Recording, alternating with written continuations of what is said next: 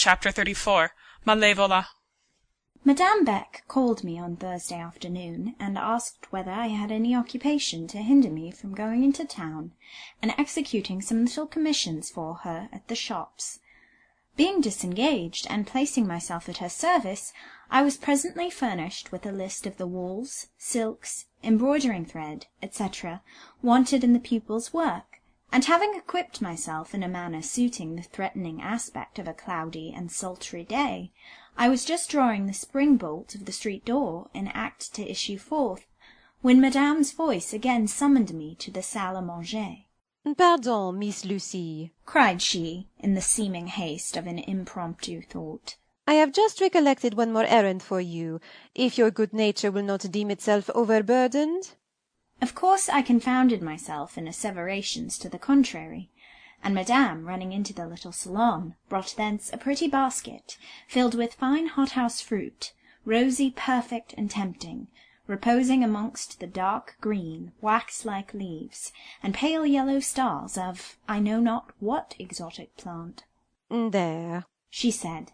"It is not heavy, and will not shame your neat toilette, as if it were a household servant-like detail.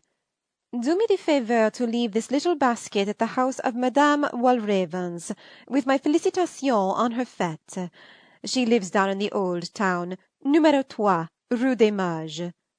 I fear you will find the walk rather long, but you have the whole afternoon before you, and do not hurry. If you are not back in time for dinner, I will order a portion to be saved, or Goton, with whom you are a favourite, will have pleasure in tossing up some trifle for your especial benefit.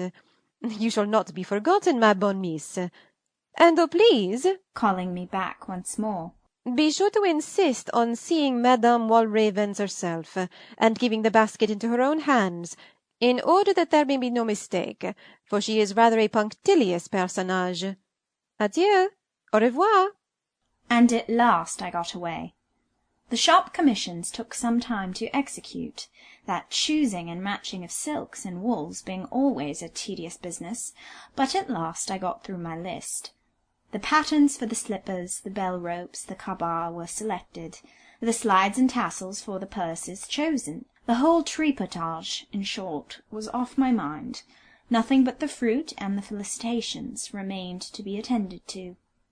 I rather liked the prospect of a long walk, deep into the old and grim Basse Ville, and I liked it no worse because the evening sky over the city was settling into a mass of black-blue metal, heated at the rim and inflaming slowly to a heavy red. I fear a high wind, because storm demands that exertion of strength and use of action I always yield with pain, but the sullen downfall, the thick snow descent, or dark rush of rain, ask only resignation, the quiet abandonment of garments and person to be drenched. In return, it sweeps a great capital clean before you. It makes you a quiet path through broad, grand streets. It petrifies a living city as if by Eastern enchantment. It transforms a Villette into a Tadmor. Let, then, the rains fall and the floods descend. Only I must first get rid of this basket of fruit. An unknown clock from an unknown tower, Jean-Baptiste's voice was now too distant to be audible, was tolling the 3rd quarter past 5, when I reached that street and house whereof Madame Beck had given me the address. It was no street at all. It seemed rather to be part of a square. It was quiet. Grass grew between the broad grey flags. The houses were large and looked very old. Behind them rose the appearance of trees, indicating gardens at the back. Antiquity brooded above this region. Business was banished thence. Rich men had once possessed this quarter, and once grandeur had made her seat here. That church, whose dark, half-ruinous turrets overlooked the square, was the venerable and formerly opulent shrine of the Magi. But wealth and greatness had long since stretched their gilded pinions, and fled hence, leaving these their ancient nests, perhaps to house penury for a time, or perhaps to stand cold and empty, mouldering untenanted in the course of winters.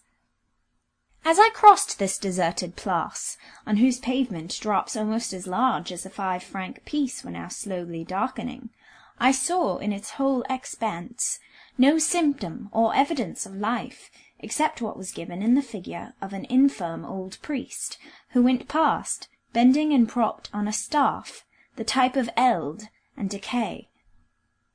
He had issued from the very house to which I was directed, and when I paused before the door just closed after him and rang the bell, he turned to look at me. Nor did he soon avert his gaze. Perhaps he thought me, with my basket of summer fruit and my lack of the dignity age confers, an incongruous figure in such a scene. I know, had a young, ruddy-faced bonne opened the door to admit me, I should have thought such a one little in harmony with the dwelling. But when I found myself confronted by a very old woman, wearing a very antique peasant costume, a cap alike hideous and costly, with long flaps of native lace, a petticoat and jacket of cloth, and sabots more like little boats than shoes, it seemed all right, and soothingly in character. The expression of her face was not quite so soothing as the cut of her costume. Anything more cantankerous I have seldom seen. She would scarcely reply to my inquiry after Madame Walraven's. I believe she would have snatched the basket of fruit from my hand, had not the old priest, hobbling up, checked her, and himself lent an ear to the message with which I was charged. His apparent deafness rendered it a little difficult to make him fully understand that I must see Madame Walraven's, and consign the fruit into her own hands. At last, however, he comprehended the fact that such were my orders, and that duty enjoined their literal fulfilment. Addressing the aged bonne, not in French, but in the aboriginal tongue of La Basse-Coeur, he persuaded her at last to let me cross the inhospitable threshold, and himself escorting me upstairs, I was ushered into a sort of salon, and there left. The room was large, and had a fine old ceiling, and almost church-like windows of coloured glass, but it was desolate, and in the shadow of a coming storm looked strangely lowering. Within opened a smaller room. There, however, the blind of the single casement was closed. Through the deep gloom few details of furniture were apparent. These few I amused myself by puzzling to make out, and in particular I was attracted by the outline of a picture on the wall. By and by the picture seemed to give way. To my bewilderment it shook, it sunk, it rolled back into nothing. Its vanishing left an opening, arched, leading into an arched passage, with a mystic winding stair. Both passage and stair were of cold stone, uncarpeted and unpainted. Down this donjon stair descended a tap, tap, like a stick. Soon there fell on the steps a shadow, and last of all I was aware of a substance. Yet was it actual substance, this appearance approaching me? This obstruction partially darkening the arch? It drew near, and I saw it well. I began to comprehend where I was. Well might this old square be named Quarter of the Magi. Well might the 3 towers overlooking it own for godfathers 3 mystic sages of a dead and dark art. Hoar enchantment here prevailed. A spell had opened for me elfland. That cell-like room, that vanishing picture, that arch and passage and stair of stone were all parts of a fairy tale.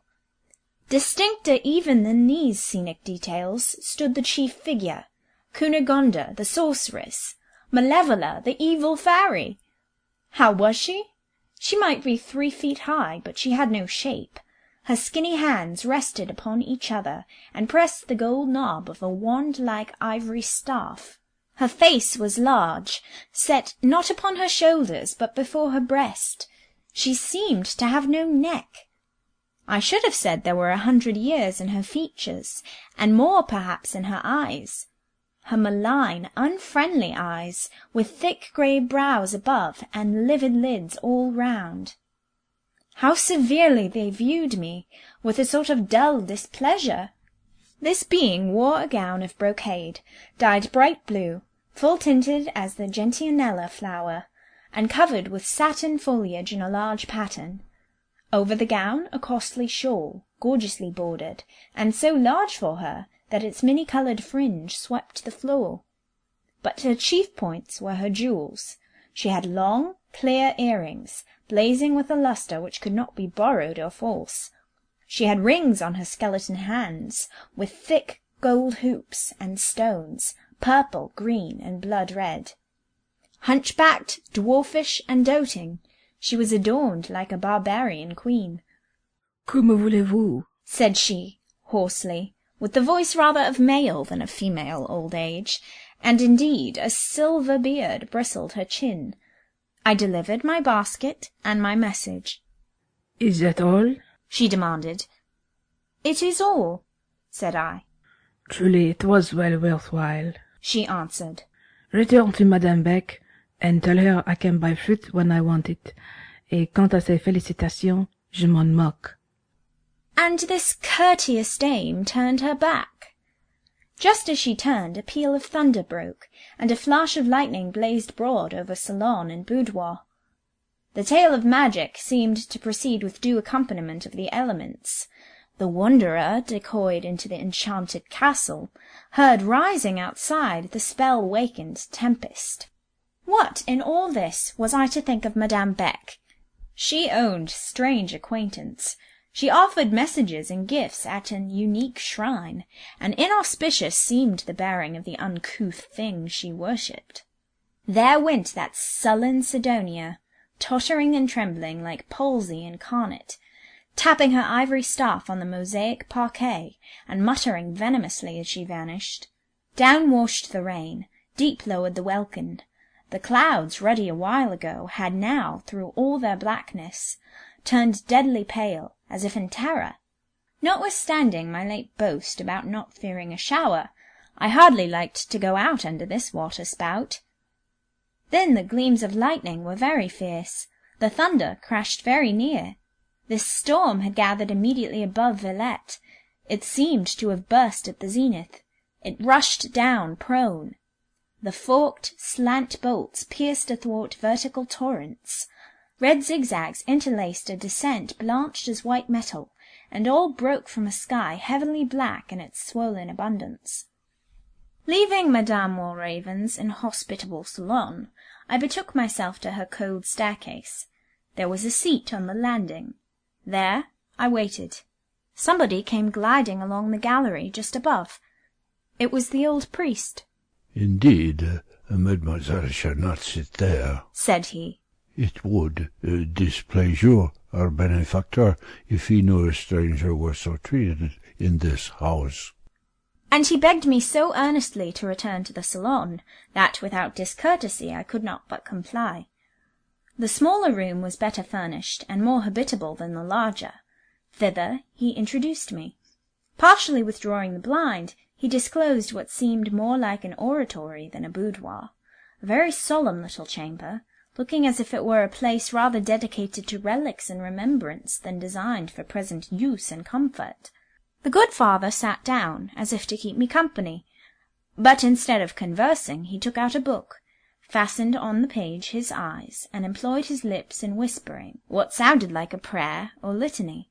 A yellow electric light from the sky gilded his bald head.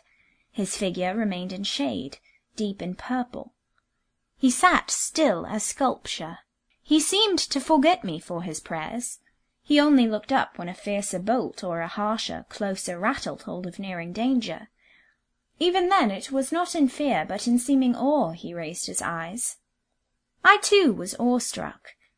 Being, however, under no pressure of slavish terror, my thoughts and observations were free. To speak truth, I was beginning to fancy that the old priest resembled that Père Silas, before whom I had kneeled in the church of the Becquenage. The idea was vague, for I had seen my confessor only in dusk and in profile, yet still I seemed to trace a likeness. I thought also I recognized the voice. While I watched him, he betrayed by one lifted look that he felt my scrutiny. I turned to note the room. That too had its half-mystic interest.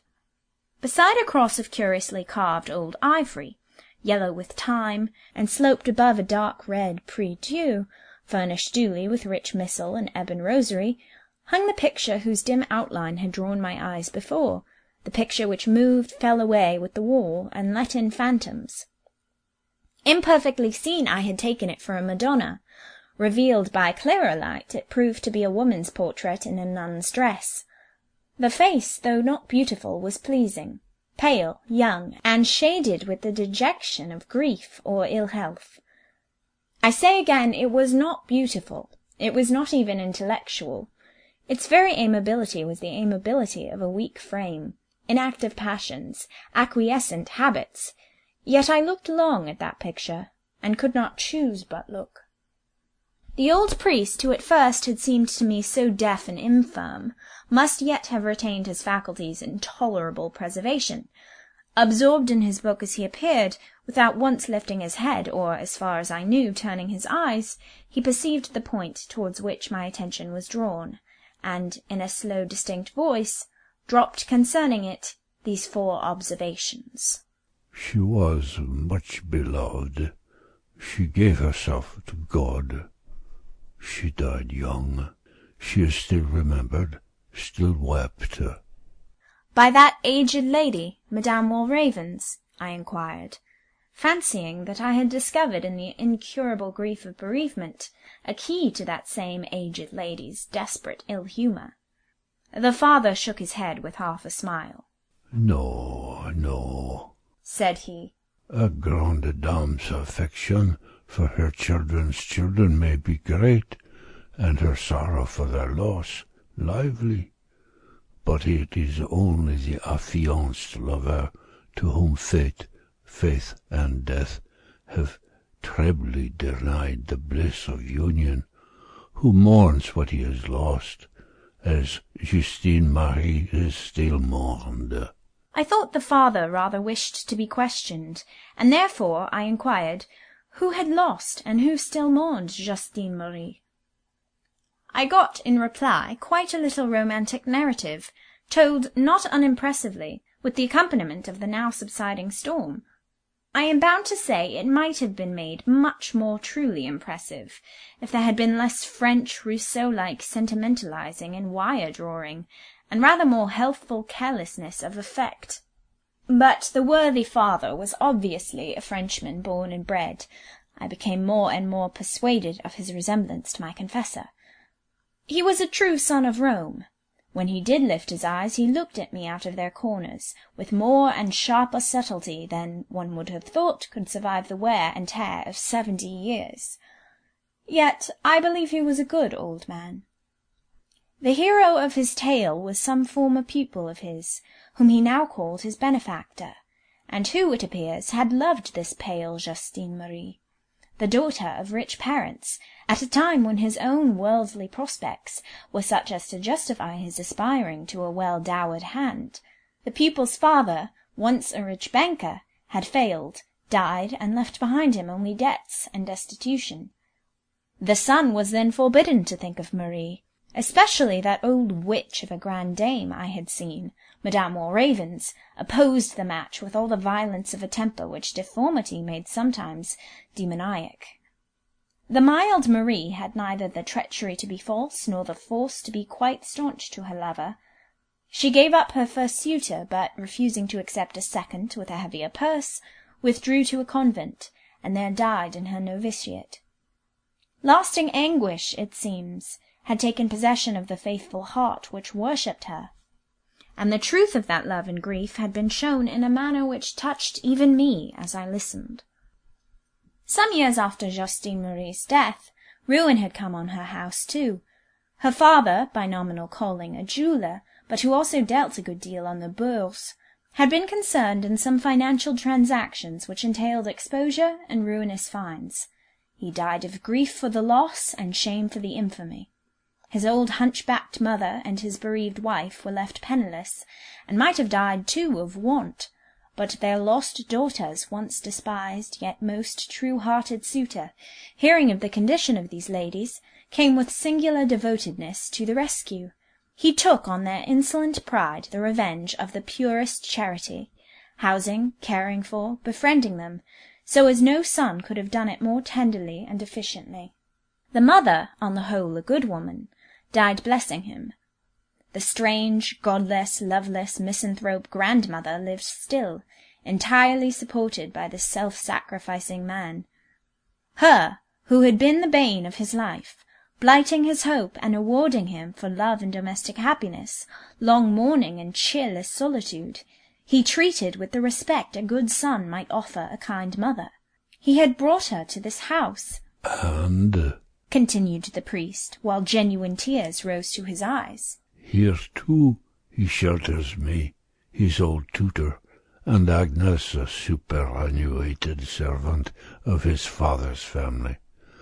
To our sustenance and to other charities I know he devotes 3 parts of his income, keeping only the 4th to provide himself with bread and the most modest accommodation. By this arrangement he has rendered it impossible to himself ever to marry. He has given himself to God and to his angel bride as much as if he were a priest, like me. The father had wiped away his tears before he uttered these last words, and in pronouncing them he for one instant raised his eyes to mine. I caught this glance, despite its veiled character. The momentary gleam shot a meaning which struck me. These Romanists are strange beings. Such a one among them, whom you know no more than the last Inca of Peru or the first Emperor of China, knows you and all your concerns, and has his reasons for saying to you so and so, when you simply thought the communication sprang impromptu from the instant's impulse. His plan in bringing it about that you shall come on such a day to such a place under such and such circumstances, when the whole arrangement seems to your crude apprehension the ordinance of chance, or the sequel of exigency. Madame Beck suddenly recollected message and present, my artless embassy to the Place of the Magi, the old priest accidentally descending the steps and crossing the square, his interposition on my behalf with the bonne who would have sent me away, his reappearance on the staircase, my introduction to this room, the portrait, the narrative so affably volunteered. All these little incidents, taken as they fell out, seemed each independent of its successor, a handful of loose beads, but threaded through by that quick shot and crafty glance of a Jesuit eye, they dropped pendant in a long string, like that rosary on the prie-dieu. Where lay the link of junction? Where the little clasp of this monastic necklace? I saw or felt union, but could not yet find the spot, or detect the means of connection. Perhaps the musing fit into which I had by this time fallen appeared somewhat suspicious in its abstraction. He gently interrupted. Mademoiselle, said he, I trust you have not far to go through these inundated streets.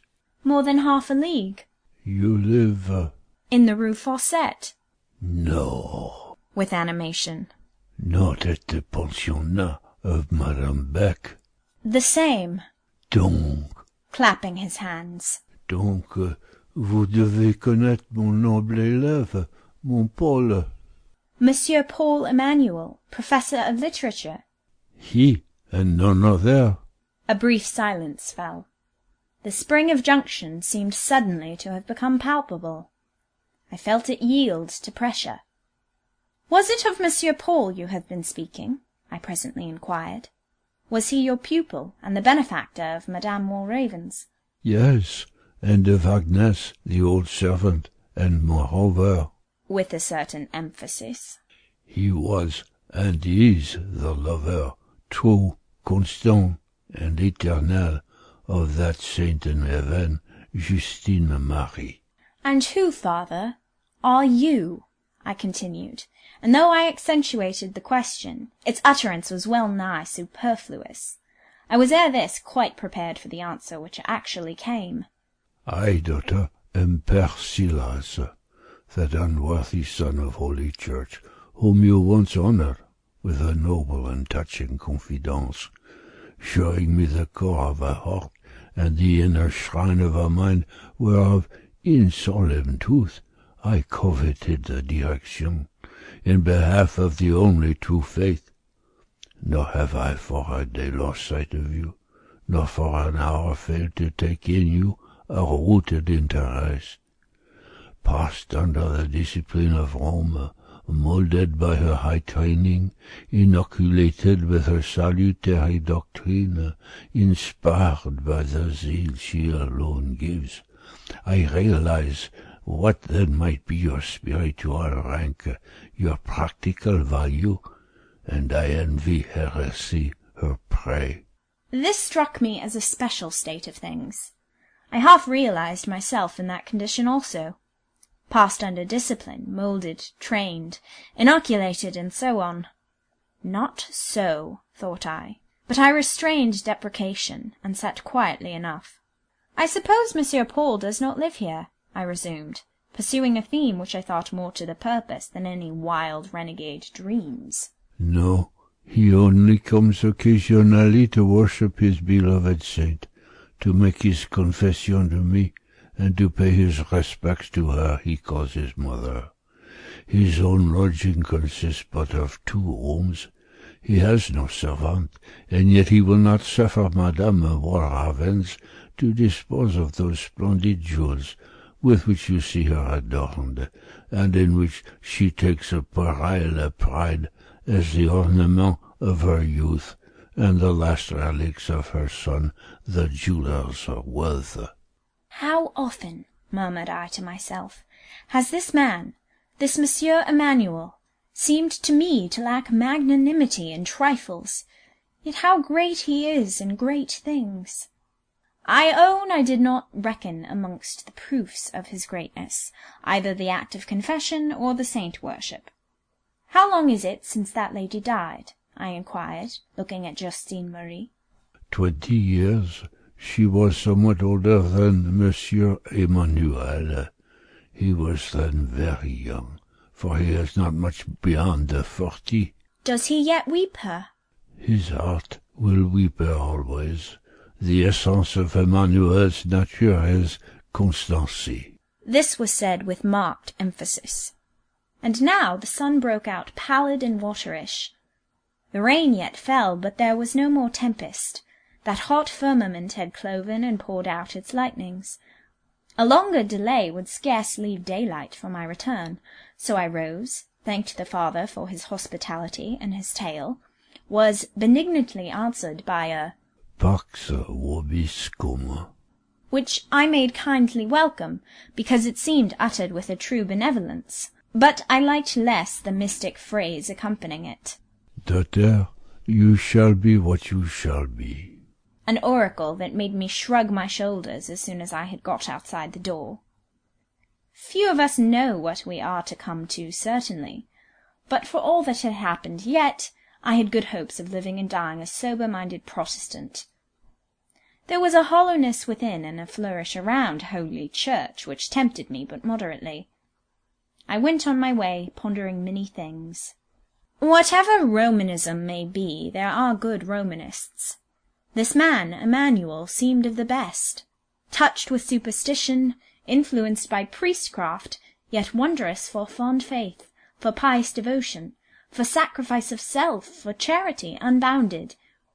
It remained to see how Rome, by her agents, handled such qualities, whether she cherished them for their own sake and for God's, or put them out to usury and made booty of the interest. By the time I reached home it was sundown. Goton had kindly saved me a portion of dinner, which indeed I needed. She called me into the little cabinet to partake of it, and there Madame Beck soon made her appearance, bringing me a glass of wine. Well, began she, chuckling. And what sort of a reception did Madame Walraven give you? Elle est drôle, n'est-ce pas? I told her what had passed, delivering verbatim the courteous message with which I had been charged. Oh, la singulière petite bossue! Laughed she. Et figurez-vous qu'elle me déteste parce qu'elle me croit amoureuse de mon cousin Paul. Ce petit dévoi que n'ose pas bouger, à moins que son confesseur ne lui donne la permission. Au reste, she went on, if he wanted to marry ever so much, soit moi, soit un autre, he could not do it. He has too large a family already on his hands. Mère Walravens, Père Silla, Dame Agnès, and a whole troop of nameless paupers. There never was a man like him for laying on himself burdens greater than he can bear, voluntarily incurring needless responsibilities. Besides, he harbours a romantic idea about some pale-faced Marie-Justine, personnage assez niaise à ce que je pense. Such was Madame's irreverent remark. Who has been an angel in heaven or elsewhere this score of years, and to whom he means to go, free from all earthly ties, pur comme un lit, à ce qu'il dit. Oh, you would laugh, could you but know half Monsieur Emmanuel's crotchets and eccentricities. But I hinder you from taking refreshment, ma bonne miss, which you must need. Eat your supper, drink your wine,